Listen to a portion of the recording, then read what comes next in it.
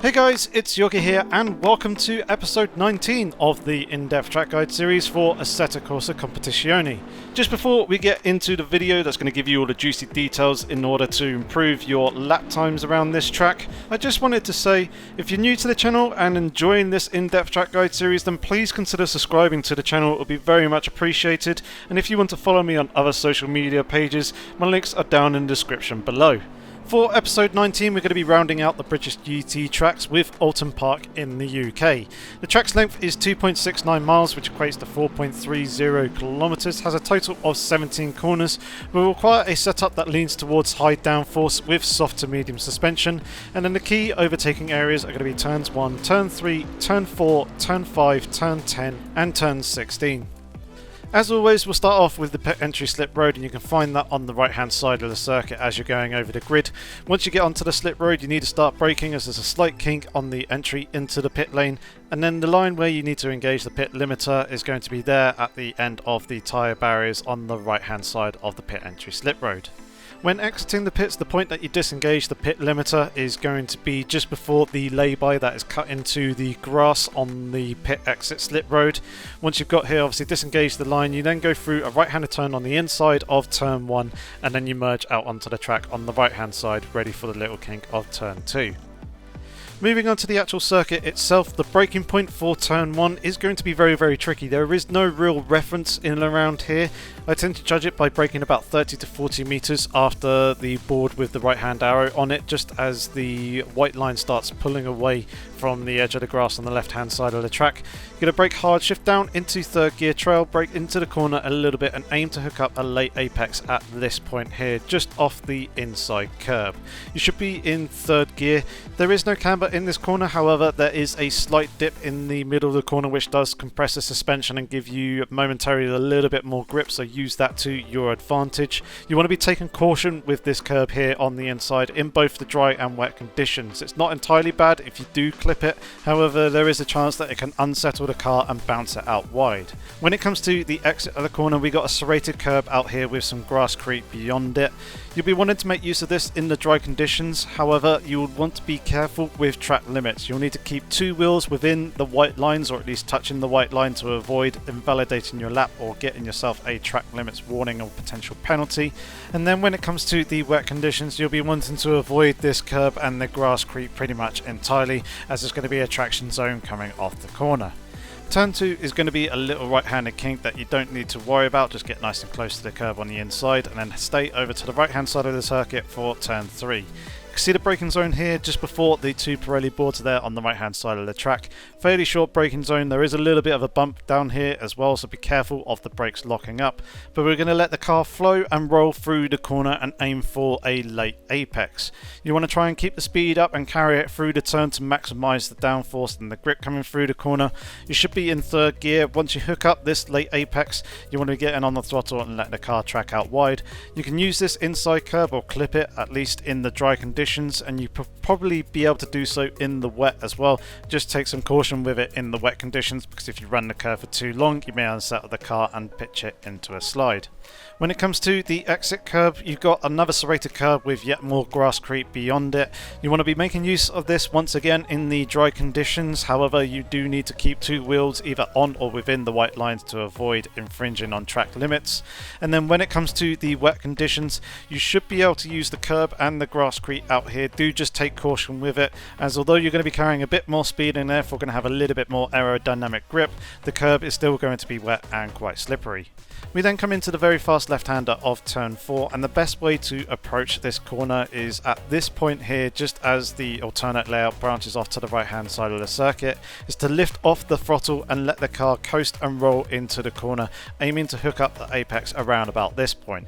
Try and avoid braking coming through this corner, as it will unload the rear tyres and cause them to lose grip and likely put you into a slide or a spin, but you should be clipping the apex curb around about here in 5th gear.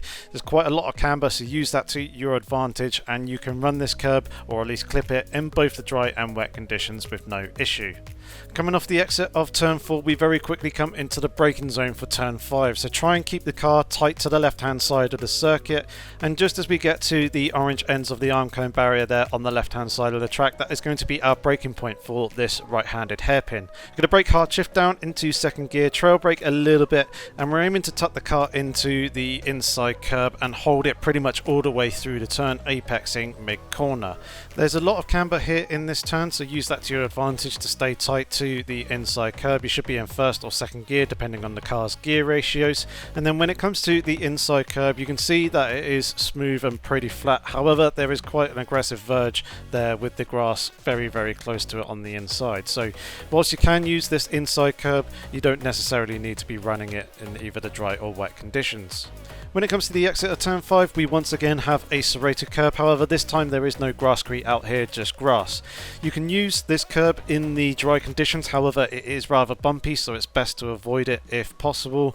And then in the wet conditions, as you're going to be wanting to apply the power coming off of the corner, you'll be wanting to avoid this wet and slippery curb pretty much entirely.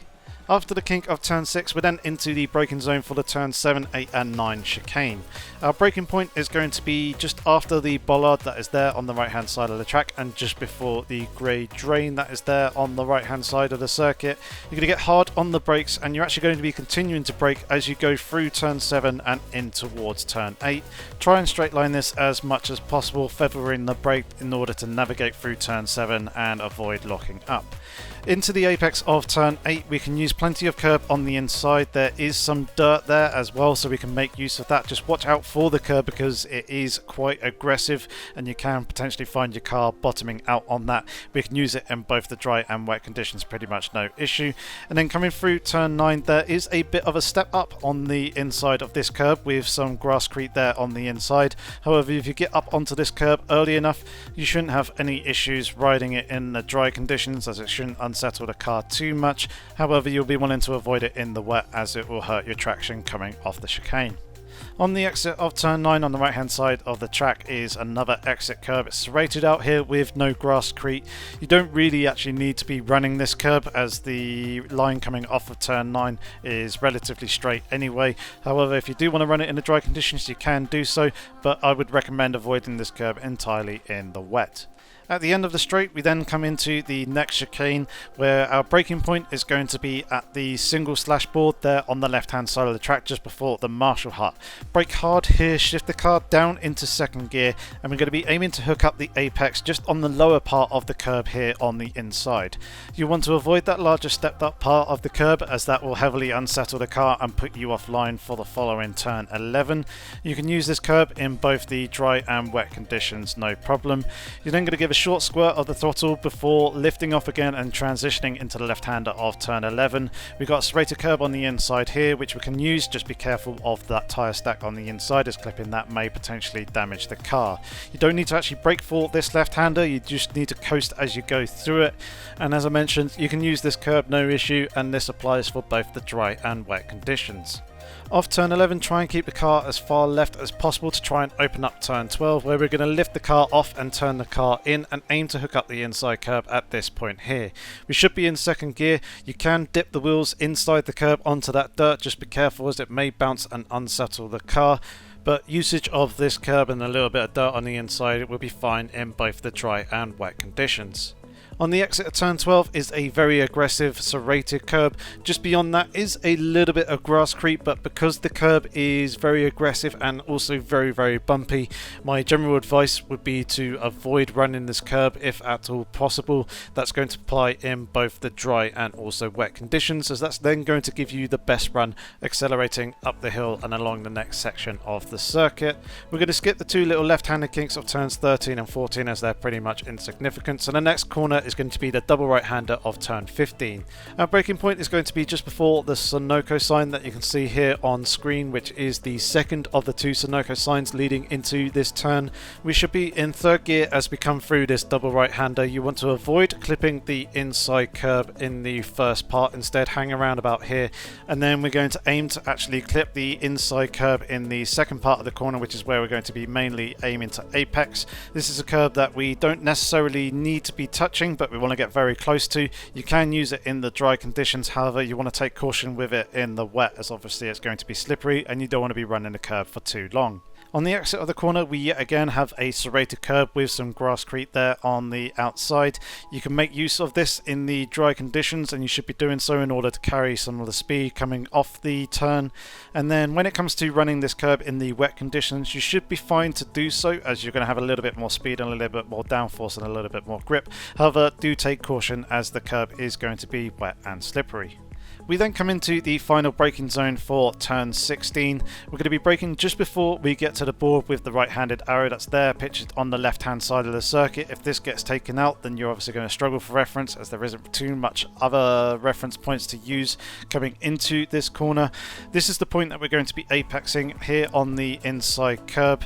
You want to be in second gear, and you want to be careful and a little bit patient with the throttle coming through this corner, as it does crest slightly before dropping down the other side and down into a little bit of a dip, and that crest is going to unload the suspension, which is going to reduce some of your traction coming off the corner. You can use this curb here on the inside in both the dry and wet conditions, pretty much no issue. And then finally, the exit curb of turn 16 again is serrated with some grasscrete here on the outside. Make full use of this in the dry conditions, providing that you keep two wheels either on or within the white lines to infringe on track limits. And then you want to be avoiding this curb, as it is a traction zone in the wet conditions, as it's going to be wet and slippery. It's going to cost you the run up the hill and through the final turn, the little left-handed kink of turn 17, as you run over the grid to complete your lap. Now that we've completed the breakdown of the lap, let's jump in the car and put it all together at full racing speed.